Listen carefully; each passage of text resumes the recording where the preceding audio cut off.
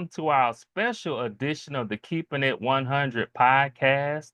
My name is Damon Naylor, and I'm the NAFCM media guru, and I'm joined by my partner, DG Mon, the president of NAFCM. And today we're going to speak with a special guest who has received some funding from AAA-ICDR and NAFCM to support mediation focusing on issues related to the LA fires. And that special person is Miss Brenna Furness from Ventura County. How are you? Yeah, I'm doing really well. Excited to be here and chat with you and DG and share a little bit about what we do. Okay, wonderful, wonderful. So, we previously discussed you saying yes to participating in the LA Fire Support Grant. So, what has happened since you've said yes? Share with us some of your experiences. Sure, thank you. I'd love to share experiences with you. Some people may not know we're located up in Ventura County. So, what's unique about us as a recipient of the grant awards is that we had our own fire. I'm not claiming that like it's some award, but there was a fire that came through Ventura County. That was a mountain fire in late 2024. And so, one of the things that I want to say is that I appreciate that we were included in this grant because the mountain fire was not necessarily uh, direct impact to folks who were living in LA, but certainly impacted in many different ways by the Palisades fire and the fire in Altadena. And so, what has taken place since we received that grant? A lot, a lot. Let me share with you some of the most amazing things that have taken place.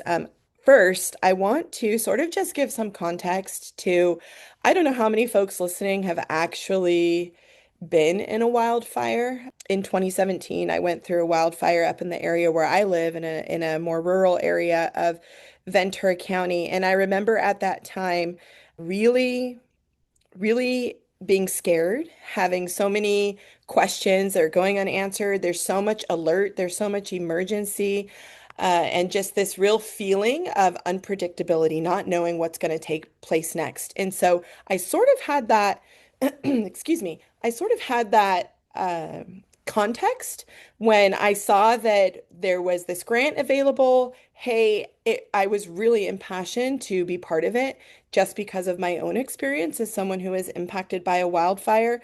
But also, one of the other interesting things is just there's so many analogies to conflict that fires have, the way that fires move, the way that fires affect folks in different locales in different areas. Just the way that, and I remember thinking a lot about it at that time in my own experience, and also thinking, wow, like this is, um, there will be there's so many things that happen immediately, but then there's many things that happen down the road. And so the very first thing that happened for us when we got this grant was a collaboration between our community partners. So finding a sub-community of folks to really champion the work that we're doing in the community, to really make sure that we are listening to our community, that we are engaging with our community in a way that makes sense for them. I want to say we have spent a good 6 months. I'll use that time frame, really, really talking about what our community needs. So, of those monthly meetings, sometimes twice a month, that we have done with each other, we have talked a lot about uh, sort of the uniqueness of a disaster like this and what kinds of conflicts emerge, and then what kinds of support emerge as well. And so, one of the things that we were able to identify is this need for dialogue, a place where folks can say, hey, this is what my experience has been. These are the needs that I have. Because when we really started out, we were like, okay, and just certainly for myself as well, I have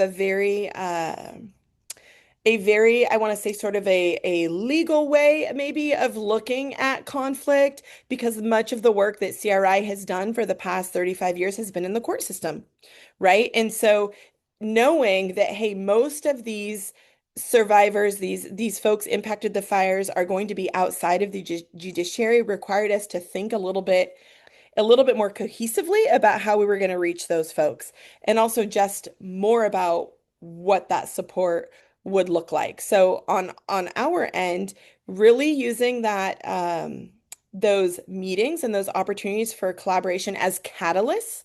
Like, hey, okay, here's what's going on down in LA. Here's what's happening in Ventura County. And just, I want to talk quickly about some of the impacts that this grant has made and the things that we have been up to. So, also acknowledging that there's been a lot of intersection of other conflicts at the same time happening, really trying to make a multifaceted approach too, where we are saying, hey, we acknowledge that you might be experiencing food insecurity or dealing with immigration issues. We also know that there's so much overlap with just the impact of housing. One of the things that we have been able to do is to assist folks in when they call in, right? I'm having this issue with an insurance carrier. I'm talking specifically about a woman who called in, and she owned the home with her mother. They both were on the title, but when the insurance rendered the check for when their house burned down, it went to the mother and not to her. Somehow, in and through this, they stopped talking, right? And that's why I think about fire as this sort of analogy for conflict because it can be very destructive, right? Whatever it was that took place between the two of them, it just eroded and sort of destroyed their ability to have a conversation. And when this woman called in, we spent some time on the phone doing some conflict coaching, right? Um, Talking her through what's going through your mind right now? What do you think might be going through your mom's mind right now?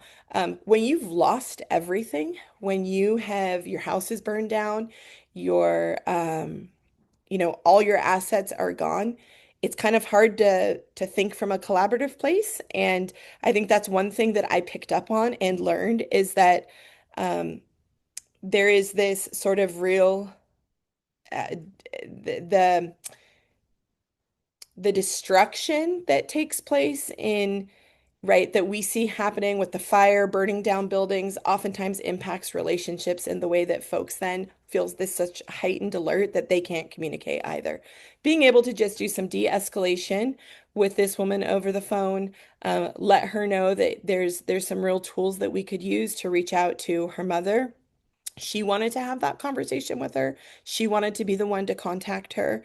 But just a small snippet of the kind of phone calls we might field from someone who has been impacted by the fire. I think about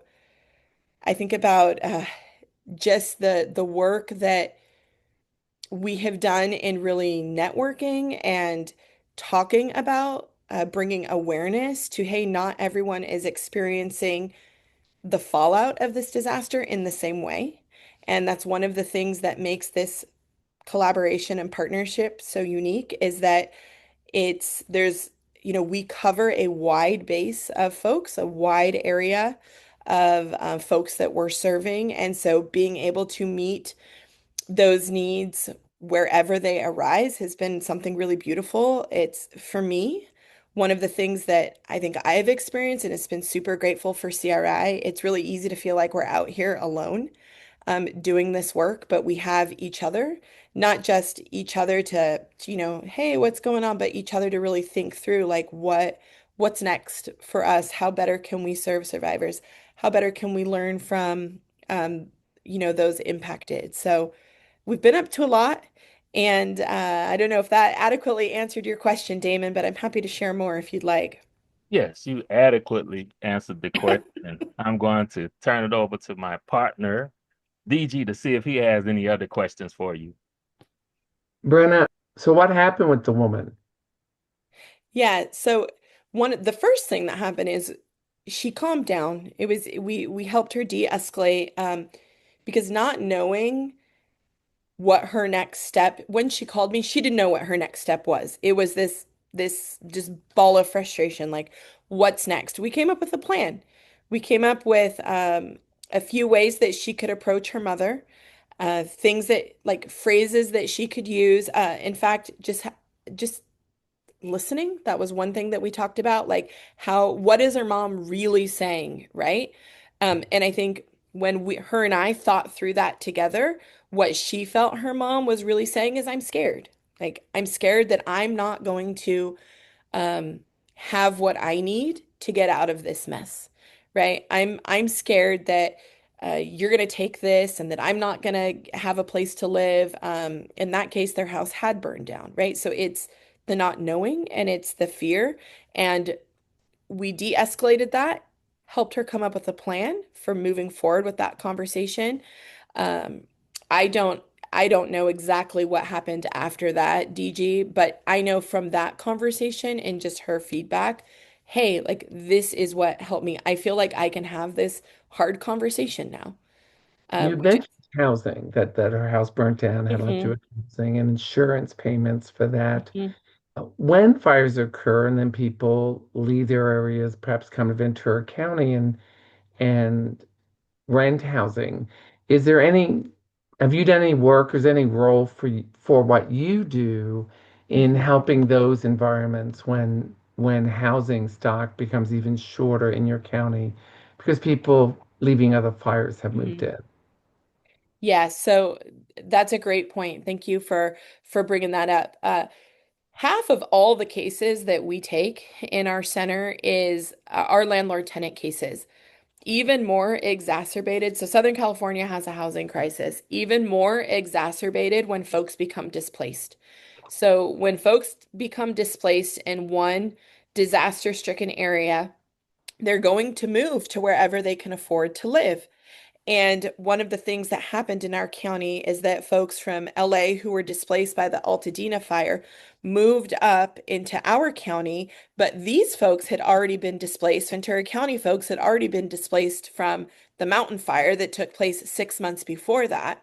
So then what happens is there becomes this short supply, right? And then the pricing of houses goes up. So bringing support to folks inside and outside the judiciary on this one, mostly in the judiciary, serving folks where they were abruptly had um, their lease terminated because, they had been living there for a year or 2 years or whatnot, and this landlord knows, hey, there's a demand for this housing, I could charge more. So then here's this displacement, right?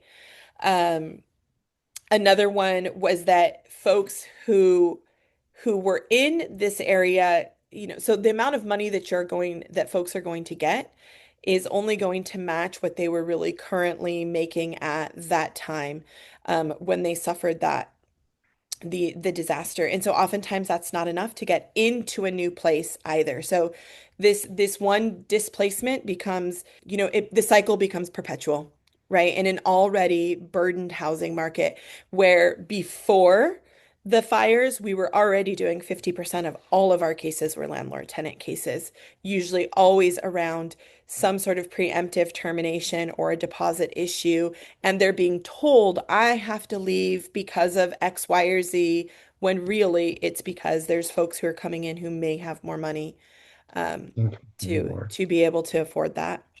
So these fires are asking you, in effect, to stop this ever escalating ball rolling down the hill because it's getting bigger and bigger and bigger as the domino of one housing unit gets taken over, and then prices go up and more housing is getting taken over, and then people are in fact without housing at all, and that impacts the community. And I'm sure part of that requires you to help meet the need Mhm. of de-escalating those tensions that may occur in other service areas.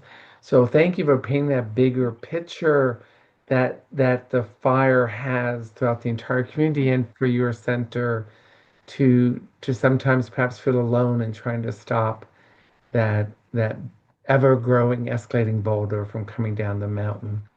Thanks, Dean, for letting me ask my questions. Yeah, to your point, DG, the woman that I spoke to on the phone, that's the fear, right? Is I'm not going to have a place to live. Already on top of the fact that your house burnt down. Where am I going to go now? It's devastating. And so I think what happens is in this idea of everything is so scarce because it feels that way. And maybe some of the first responders are telling him that's not true. We'll find your house, but feelings are real to the person who's feeling them. And one of the things that we can do as mediators, and one of the things that I think this group has successfully done, which is why it's such a smart model, is that we have enough bandwidth to acknowledge those feelings and say, you know what? That might not be true for everyone, but it's true for you. And this is hard and it's messy, and we can help you get through this. So, mhm. Brenna, wonderful job. Thanks so much for Thank sharing you. all of the information, the details, the stories, and most importantly, your passion. It comes out and it exudes through you. We know that you love what you're doing and you're making a difference. So keep on doing what you're doing. We just appreciate you for being on our special edition of the Keeping It 100 podcast. So, we appreciate you. Like I say, thanks again for pouring out your heart and just giving us some information about all of the positive things that are going on.